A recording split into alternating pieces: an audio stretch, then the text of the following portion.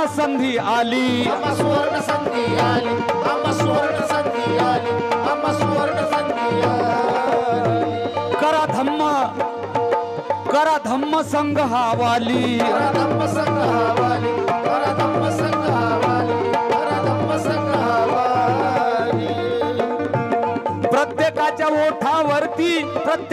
ओठावरती असो गोड बुद्धाची पाली, अशी गोड बुद्धाची पाली, अशी गोड बुद्धाची पाली, अशी गोड बुद्धाची पाली. आणि निस्ता पंचशिलेचं जर पालन केलं ना, किती माणूस जनावर असला तरी तो माणूस बनतो, फक्त पंचशिले. म्हणून तीच पाली तुमच्या आमच्या, तीच पाली तुमच्या आमच्या असावी ध्यासात, तीच पाली तुमच्या आमच्या असावी ध्यासात, तीच पाली तुमच्या आमच्या असावी ध्यासात, तीच पाली तुमच्या आमच्या असावी ध्यासात. आणि म्हणूनच अरे नित्य रमावे बुद्ध विहारी वर्षा वासात, नित्य रमावे बुद्ध विहारी वर्षा वासात, नित्य रमावे बुद्ध विहारी वर्षा वासात, नित्य रमावे बुद्ध विहारी. सर्वांना मैत्रीपूर्ण जय भीम. आपण पाहत आहात RK Bhatkar YouTube channel. RK Bhatkar YouTube चॅनलवर आपले सहर्ष स्वागत आहे. आमचे व्हिडिओ आवडल्यास चॅनलला लाईक करा, शेअर करा, कमेंट करा आणि आपण जर नवीन असाल तर सबस्क्राईब करायला विसरू नका. सर्वांना जय भीम. आजची ही वंदना संपलंय आणि दुसरा भाग करतो आपला धम्मोपदेश. तर आज नुकतेच 2 दिवसापूर्वी कार्तिक पौर्णिमा झालेली आहे. मी तथागत भगवान गौतम बुद्धाच्या जीवनामध्ये बौद्ध महासभेचे बडनेरा शाखेचे सरचिटणीस आदरणीय विलासराव नागदिवे सर हे आज आपलं महत्व या विषयावर आपलं उपदेशित करतील अशी मी त्यांना विनंती करतो. डॉक्टर बाबासाहेब आंबेडकर, माता भीमाई, माता रमाई या महामानवांना माझं विनम्र अभिवादन. भारतीय बौद्ध महासभेच्या राष्ट्रीय संरक्षिका आदरणीय विनायकताई यशवंतराव आंबेडकर यांच्या 45 वर्षाच्या धर्मकार्याला माझा पंचांग प्रणाम. भारतीय बौद्ध महासभेचे कार्यकारी अध्यक्ष तथा समता सैनिक दलाचे प्रमुख आदरणीय डॉक्टर भीमराव यशवंतराव आंबेडकर यांच्या सुद्धा कार्याला माझा पंचांग प्रणाम. वंचित बहुजन आघाडीचे तथा भारतीय बौद्ध महासभेचे राष्ट्रीय सल्लागार श्रद्धेय बाळासाहेब उपाख्य प्रकाश आंबेडकर यांच्या राजकीय चळवळीला, सामाजिक चळवळीला आणि धार्मिक चळवळीला माझा पंचांग प्रणाम. आज शुद्धोदन बुद्धविहार गौतम नगर पाचमोला येथे भारतीय बौद्ध महासभेची 361वी वंदना इथे आज संपन्न झालेली आहे. भारतीय बौद्ध महासभेचं जे राजगृह आहे, राजगृहाच्या आदेशानुसार आमच्या भारतीय बौद्ध महासभेचं संपूर्ण भारतामध्ये कार्यक्रम चालू असतो. आणि या कार्यक्रमांतर्गत आज एक धम्मपदाचाच माझ्याकडे विषय आलेला आहे. तो विषय असा आहे की कार्तिक पौर्णिमा 2 दिवसाआधीच 5 नोव्हेंबरला कार्तिक पौर्णिमा संपन्न झालेली आहे. या कार्तिक पौर्णिमेचं महाकावी भगवान गौतम बुद्ध यांच्या जीवनामध्ये फार महत्वाचं स्थान आहे. गौतम बुद्धांनी या कार्तिक पौर्णिमेला बुद्धत्व प्राप्तीनंतर दुःख निवारण्यासाठी सर्ववेगळे प्रचार आणि प्रसाराला सुरुवात केली आणि वाराणसीला पोहोचले.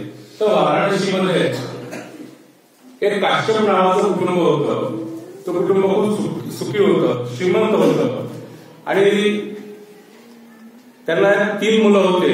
3 मुलं हे उच्च विद्या विभूषित होते, हुशार होते, परंतु ते अंधश्रद्धाळू होते, अंधश्रद्धा पाळत होते आणि जप तप पूजा पाठ करीत होते. तर त्या काश्यप बंधूंमध्ये सर्वात मोठा बंधू होता. त्यानं आपला संसार त्यागला. संसार त्यागून तो आश्रमात गेला आणि त्या उर्मिला नदीकाठी त्यानं त्याचा आश्रम स्थापला. त्याला उर्मिला काश्यप म्हणून लोक ओळखू लागले आणि आजूबाजूच्या परिसरातील जवळजवळ त्याच्या विचाराचे 500 शिष्य झाले. आणि नंतर काही काळानंतर त्याच्या दुसऱ्या भावाचं सुद्धा संसारामध्ये मन रमत नव्हतं. त्याने सुद्धा आपल्या मोठ्या भावाच्या पावलावर पाऊल ठेवून संसारातून मन काढून घेतलं आणि त्या दिशेला लागला. त्याने सुद्धा नदीकाठी निरंजना नदीकाठी आपला एक आश्रम स्थापन केला आणि आश्रम स्थापन केल्यानंतर त्याने तिथे सुद्धा आपला पूजा पाठ व्रत वगैरे सुरू केलं आणि तिथे त्याला लोक नदी काश्यप म्हणून ओळखू लागले. नंतर काही दिवसानंतर त्यांचा जो तिसरा भाऊ होता, तिसऱ्या भावाने सुद्धा आपला एक आश्रम स्थापन केला आणि त्या आश्रमामध्ये गयला गेला तो आणि गयला त्याने त्याचा आश्रम स्थापन केला. त्याने सुद्धा तिथेच आपलं जप तप पूजा पाठ अंधश्रद्धा जे कर्मकांड होते ते कर्मकांड करू लागला आणि तिने त्याचा आश्रम स्थापन केल्यानंतर त्याने त्याच्या विचाराचे सुद्धा 200 असे शिष्य गोळा केले. एक दिवस काय झालं, तथागत गौतम बुद्धांना ही माहिती मिळाली की ते उर्मिला काश्यप आहे, हा प्रमुख आहे हा काश्यप बंधूंचा. त्या उर्मिला काश्यपाचं एक मोठा आश्रम आहे आणि त्या आश्रमामध्ये उपदेश देण्याचा त्यांनी विचार केला आणि त्या आश्रमात पोचले. उर्मिला काश्यपाला म्हणू लागले की मला एक दिवस तुम्हाला उपदेश देण्याची परवानगी द्यावी. त्यांनी उपदेश देण्याची परवानगी दिली, पण एक दिवस एक रात्र इथं राहण्याची विनंती केली. तर पहिल्यांदा उर्मिला काश्यपाने नकार दिला. ते म्हणाले की इथे मुस्लिम नागराजाचं अस्तित्व आहे आणि तो येतो, तो नवीन लोकांना फार त्रास देतो, तुम्हाला उपदेश देऊ देणार नाही, हे तुमची जबाबदारी आहे. तर त्यांनी मान्य केली की मी त्या मुस्लिम नागराजाचा जो काही त्रास देईल त्याला सहन करेल, ती मान्य केली. आणि एक दिवस तथागतांनी त्या उर्मिला काश्यपच्या आश्रमामध्ये आपलं उपदेश दिला. तो उपदेश देत असताना हा जो उर्मिला काश्यप होता हा बेचैन पडला. त्याला वाटलं की आता हा मुस्लिम नागरिकांना खूप त्रास दिला असेल, त्याला रात्रभर झोप लागली नाही. त्याला वाटलं की आता मुस्लिम नागामुळे हे महाकाली भगवान बुद्ध कंटाळले असतील, गेले असतील. परंतु उलट घडलं. त्या जेव्हा गौतम बुद्ध उपदेश देत होते, तो उपदेश देत असताना मुस्लिमचा नाग, त्यांच्या मुस्लिम नागराज होता, तो मुस्लिमचा नागराज तिथे गौतम बुद्धाची वाणी ऐकून त्याचा तेजस्वी प्रकार चकाकणारा चेहरा पाहून प्रभावित झाला. त्यांची जे प्राण्यांप्रती जी होती सर्वांचं मंगल हो, सर्वांचे कल्याण हो, जी मंगल कामना सुरू होती ती त्यांची मंगलवाणी ऐकून मुस्लिमचा नागराज प्रभावित झाला आणि तो सुद्धा त्यांच्या पुढे नतमस्तक झाला. नतमस्तक झाल्यानंतर मुस्लिमचा नागराज मुस्लिम त्यांच्या पुढे नतमस्तक झाल्यानंतर त्या उर्मिला काश्यपाला विचार आला. तो त्याचे जे शिष्य होते ते शिष्य घेऊन तो आपल्या आश्रमात गेला. आश्रमात गेल्यानंतर त्याला वाटलं काय विचित्र घडेल, परंतु नागराज मुस्लिम त्यांच्या पुढे नतमस्तक दिसल्यानंतर त्याला विचार आला की नागराज मुस्लिम गौतम बुद्धापुढे नतमस्तक झालेला आहे, त्यांना शरण गेला आहे. हे पाहून तो खूप वेगळा विचार आला आणि त्याने सुद्धा गौतम बुद्धांच्या पुढे शरण गेला आणि आपले जे जप तप कर्मकांड जे होते ते सर्व त्याने नदीत फेकून दिले. नदीत फेकून दिल्यानंतर ते वाहत आले. त्याचा दुसऱ्या भावाचा तिथे आश्रम होता. त्याला असं वाटलं की माझ्या मोठ्या भावावर काहीतरी अन्याय झालाय, त्याच्या पाहू लागला. तर पाहू लागला, तो गेला तिथे. त्याला त्याचा मोठा भाऊ आहे, तो आपल्या 500 सर्व शिष्यासह गौतम बुद्धाला शरण गेलेला आहे. हे पाहून तो सुद्धा आपल्या 300 असलेल्या शिष्यासह सर्व आपले जप तपाचे होते सर्व त्यांनी फेकून दिले आणि आपल्या 300 शिष्यगृहात सुद्धा तो तथागत गौतम बुद्धाला शरण गेला.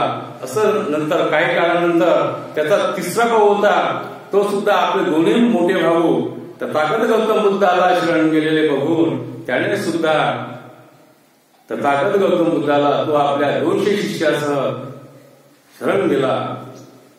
आणि तथागत गौतम बुद्धाच्या शिष्यांमध्ये अशा प्रकारची वाढ झाली. तथागत गौतम बुद्धाचा हा धम्म त्या सर्व काश्यप बंधूंनी समजून घेतला. ते काही प्रश्न होते, त्यांचे जे विचार होते ते त्यांनी तथागत गौतमापुढे मांडले आणि त्यांच्या मनातली जी अंधश्रद्धा होती ती अंधश्रद्धा दूर झाली. अशा प्रकारे तथागत गौतम बुद्धांनी या कार्तिक पौर्णिमेला ही राजा मुस्लिंदावर, नागर मुस्लिंदावर तसंच काश्यप बंधूवर जो विजय मिळवला तो विजय फार महत्वपूर्ण आहे. हेच हे कार्तिक पौर्णिमेचं तथागत गौतम बुद्धाच्या जीवनामध्ये फार महत्वाचं स्थान आहे. आपण सर्वांनी माझं हे छोटस असं प्रवचन ऐकलं त्याबद्दल आपण सर्वांचा आभारी आहे. सर्वांचा इथे बसलेले भारतीय बौद्ध महासभेचे जिल्हाध्यक्ष आदरणीय प्रकाशजी बोरकर सर, तसेच संपूर्ण जिल्हा कार्यकारिणी, संपूर्ण भंडाऱ्याची कार्यकारिणी, भारतीय बौद्ध महासभेचे बौद्धाचार्य आदरणीय ढोरे गुरुजी, नांदगाव खंडेश्वर तालुक्याचे अध्यक्ष आदरणीय खंडारे सर, भारतीय बौद्ध महासभेचे माजी अध्यक्ष बौद्धाचार्य आणि बौद्धांच्या प्रति जे अतिशय त्यांना नॉलेज आहे, त्यांना ही कृती जे मी सांगितलेला हा उपदेश आहे हा त्यांना पूर्ण माहिती आहे. मी थोडक्यातच विचार केलं त्याबद्दल आपण सर्वांनी ऐकून घेतलं.